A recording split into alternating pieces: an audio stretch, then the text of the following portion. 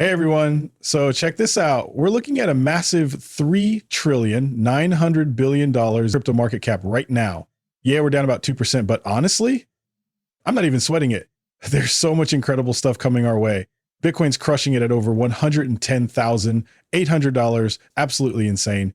Ethereum sitting pretty above $4,300. And look at XRP. It's back in that coveted number 4 spot, playing ping pong between third and fourth place. We're chilling at $2.81 right now. Now we're down 1.3% on the day and just 0.1% over the week. Barely a blip. The price is bouncing between $2.81 and $2.88. So we're right in that sweet spot. Here's where it gets exciting. Eric Trump just dropped this bombshell announcement saying Bitcoin and crypto are about to go absolutely parabolic. And you know what? I totally agree with him, but I think we're going even bigger than that. Listen to him.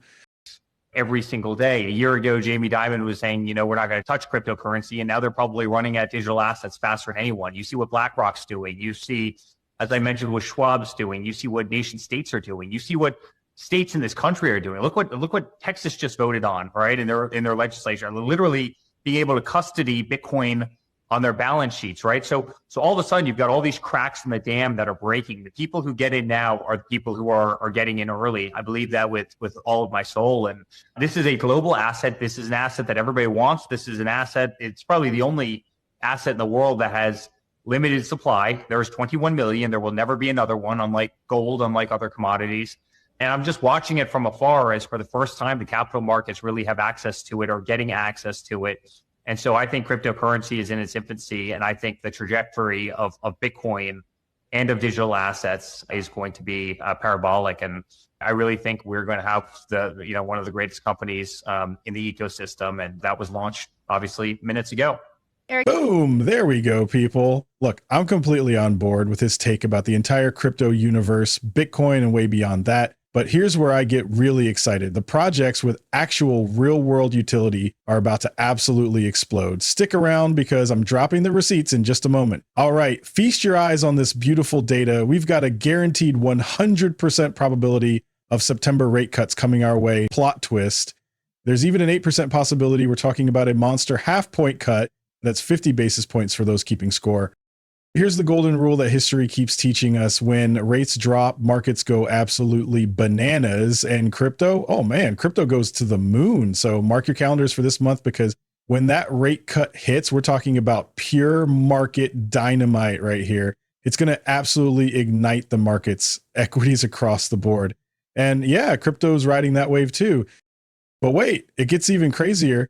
The SEC and CFTC just dropped this bombshell joint statement, basically telling CME Group, NYSE, NASDAQ, SBOE, ICE Futures, US, even foreign boards of trade. Hey guys, you're all greenlit to list cryptocurrencies now. Can you even imagine how many people are going to be scrambling to buy directly from these massive platforms? This is huge. Here's what this really translates to. Every single financial advisor out there is about to have the power to sell actual crypto to their clients, not just those boring ETFs anymore.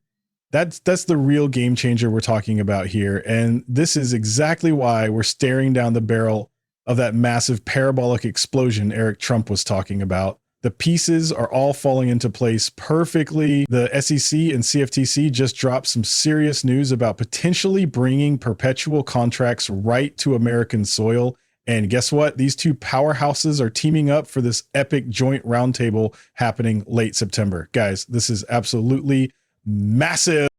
Here's what's blowing my mind, though. They're literally throwing open the doors to everything crypto, basically putting out the welcome mat for Wall Street giants. Can you believe it? They're practically saying, hey, Wall Street, come on in and make yourselves at home. But listen up, friends. We're dealing with an absolutely enormous game-changing landscape here.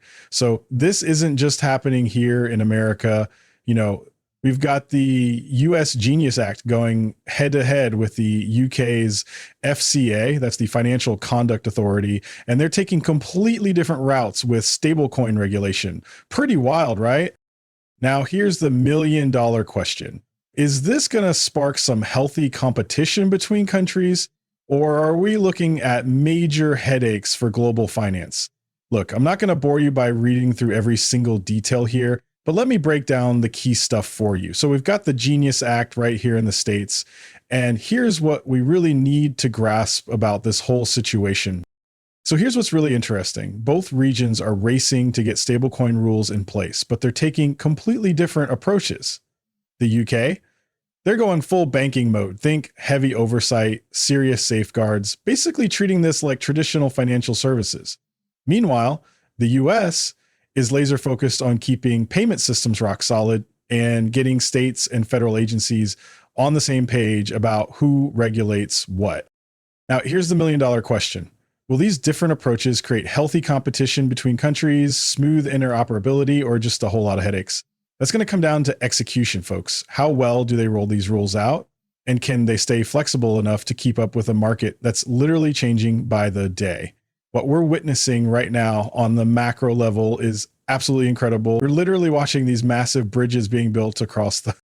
Now, here's the thing. We already know there's this huge partnership brewing between Ripple and the Bank of England, right? Now we're getting even more confirmation through this announcement. Yeah, it's in a different language, but the message is crystal clear. They chose Ripple. They're saying we're going all in and building everything on Ripple and the XRP ledger.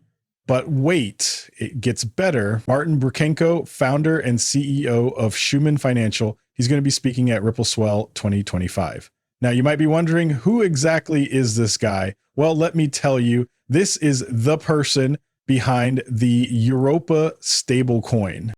And hey, it's built to work perfectly with micro regulations, all running on the XRP ledger. So what we're seeing now is this incredible connection forming between every single European nation. That's exactly what I'm talking about here.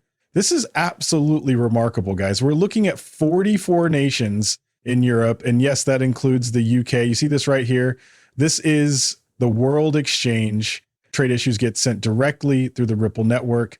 This is what we're looking at, a completely client-side XRP wallet with full Ripple functionality or working as a decentralized exchange. Do you see that? People think I'm crazy, but listen up. This is a world exchange that's literally baked right into the XRP ledger's DNA. We're already watching this thing explode with stable coins pouring in from every single country on Earth. Oh, and get this. The president just dropped an executive order implementing that US-Japan trade agreement. Japan's where the magic's happening, people. SBI is going absolutely wild with XRP. We're talking the biggest investment bank in all of Japan here. What we're witnessing right now is absolutely mind-blowing. I genuinely believe we're watching the entire world get wired together through the XRP ledger. That's exactly what's unfolding before our eyes. Now, if you grab this piece right here, Ripple making moves for that FedMaster account, just listen to this incredible exchange happening. You know, when you look at Ripple, they decided that they didn't want to take a chance. So they've decided to go down in a dual track process of, one, pursuing a national trust bank charter and direct access to the Federal Reserve payment infrastructure. And this allows them to not rely on outside banks and to have the platform and send the reserve straight through the Fed. I mean, this just kind of is a next level approach. It didn't surprise me that they took this approach. It surprised me that they took this approach in parallel with each other. And I would say it also doesn't surprise me now in retrospect, but it does surprise me how soon this happened, to your point, Ted. And I think it just shows that the digital asset market is taking an aggressive stance right now, as they should, based on the current regulatory environment. Well, and the announcement came out maybe hours, maybe a day after the SEC was officially completely squashed. The lawsuit with the SEC was officially just terminated. So I thought that was also another piece that came into play. Bob, you touched on it a little bit, and I'd love for you to kind of just give a little bit of a clear outline to how Circle's approach is different than the way that Ripple is approaching it. Well, in terms of the technical architecture, Circle USDC is now live on multiple blockchain networks. Started on Ethereum, it's now live and operational on probably at this point over a dozen different blockchain networks. Our LUSD resides on Ripple's network. And so that's a key distinction, I think underscores the point you made, that Ripple's approach is to really try to control, seems to be to really try to own and control the infrastructure at every angle of these offerings, taking it so far as to attempt to gain access to a master account at the Federal Reserve. That's a huge distinction between the approach that Circle is taking, at least for now. And it will be really interesting to see what that journey looks like for Ripple. As you know, a couple of years ago, I believe it was around 2022, 2023 period, we had another major bank that sought access to an account at the Federal Reserve master account and failed in that endeavor and went through a lot of legal processes to try to appeal that decision and ultimately failed. And so this will be the second time that we see a digital asset native company attempting to gain access to an account, a master account at the Federal Reserve. So it will be really interesting to see how that plays out with the new environment that we're in. And coming back to Circle, the competitor, it'll be interesting to see if they take a wait and see approach to that, or if they begin to take steps to also seek to obtain a master account at the Federal Reserve and view that as a competitive advantage that they think they need to have. Look, we're approaching this beast by linking up every single repository across the globe. And listen, Bitcoin's market size and projections are absolutely massive, and that's fantastic. I'm genuinely happy for everyone involved. Hey, I've got skin in the Bitcoin game too, but here's my bigger point. As enormous as Bitcoin's potential market really is, we're talking about something completely different here. We're talking about all the world's money, every last repository, every clearinghouse, every settlement system, every single bank on the planet. That's where all the money actually lives. That's what we're dealing with here. Meanwhile, they're literally building this massive market infrastructure and grabbing everything they need for that complete end-to-end experience. I mean, that's exactly why they snatched up Rail Financial. That's why they went after Hidden Road, Amina, and VDAX, plus those killer partnerships with BNY Mellon for the RLUSD custody game. And guys, check this out. Just so you remember, here's this amazing list from Cowboy Crypto. Huge props to that legend, showing all the US licenses and disclosures from Rail Financial they just acquired.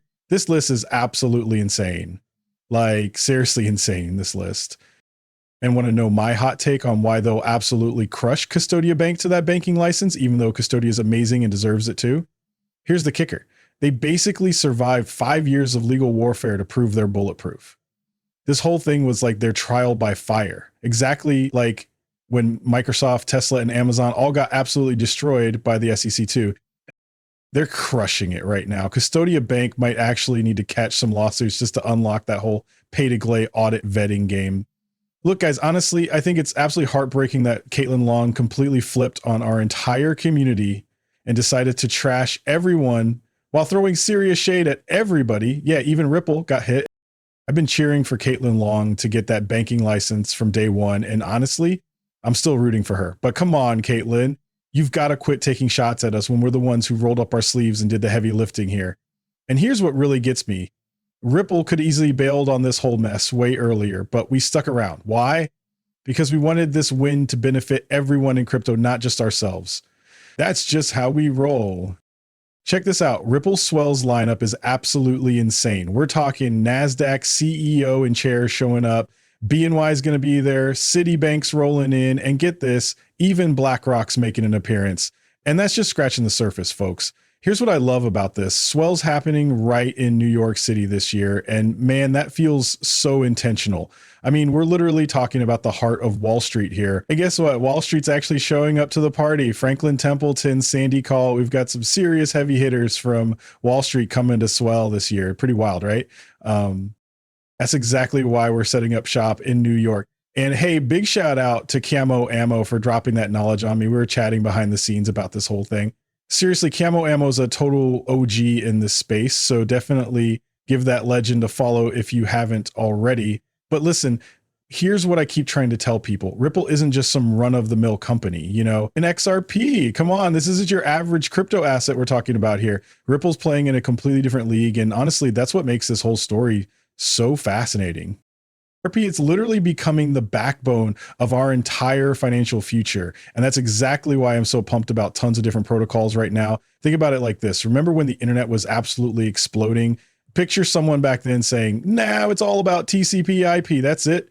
Then another person jumps in like, "Dude, you're totally wrong. HTTP is where it's at." And then some other guy's like, "Are you kidding me? File transfer protocols, FTP, well, that's the golden ticket. Oh, wait, but what about SMTP? Forget everyone else. SMTP is going to dominate everything." I mean, seriously? So you're telling me you only wanted the internet for sending emails or just for moving files around? Maybe you only cared about browsing websites. This is exactly what I'm getting at. We're going to see tons of winners crushing it in this brand new digital on-chain world we're building.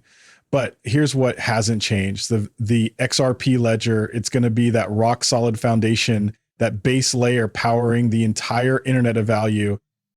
Think of it this way. TCP IP makes everything possible, right? Your websites, your email, file transfers, all of it. That's literally what we're watching unfold right before our eyes. And man, I'm telling you, this gets me so fired up. When you finally wrap your head around this whole picture, and I mean, really see what's happening here, and there's no going back. It's like that moment when everything just clicks and you're like, holy crap, how did I not see this before? Massive shout out to Egrat Crypto. You guys are absolutely crushing it. Honestly, when I look at what's happening right now, it's just gorgeous. We're finally getting everything we've been waiting for, the Clarity Act, banking charters, those ETF approvals we've been dreaming about. Now, here's what's got me really excited. I genuinely think we could see this thing rocket to the top of that resistance band. We've watched this exact same pattern play out twice before in XRP's history. And guys, lightning might just strike 3 times here. For my newcomers jumping in, let me break down my strategy real quick. I've got what we like to call around here a 2-bag system. There's my shallow bag for quick moves, and then there's my long-term bag for the marathon. That's just how we roll. So what's a shallow bag? Think of it as your smaller investment that you're totally cool with cashing out at a lower price point. This is your get stuff done money, you know, paying those monthly bills, upgrading your lifestyle, handling life's expenses, that kind of thing. Maybe you want to knock out that car payment, tackle your mortgage, crush those student loans, or whatever's been weighing on you financially. Or, hey, maybe your shallow bag strategy is simply taking those profits and throwing them straight into the S&P 500 for some solid index fund action. And here's the beautiful part with these rate cuts happening. You're looking at those sweet average 9.2% gains in a market that's completely uncorrelated. I mean, talk about opportunities everywhere you look. There's so much potential for everyone to make some serious moves. Now me, I've got plenty sitting in my portfolio for the marathon, those 4 and 5 digit games that I absolutely know are coming. So yeah, I'm locked and loaded for both the sprint and the marathon. And I really hope you guys are too. If you're not there yet, please start putting that plan together now, because we've got years and years ahead of us watching this internet of value absolutely explode. Trust me on this. This whole thing isn't wrapping up next week.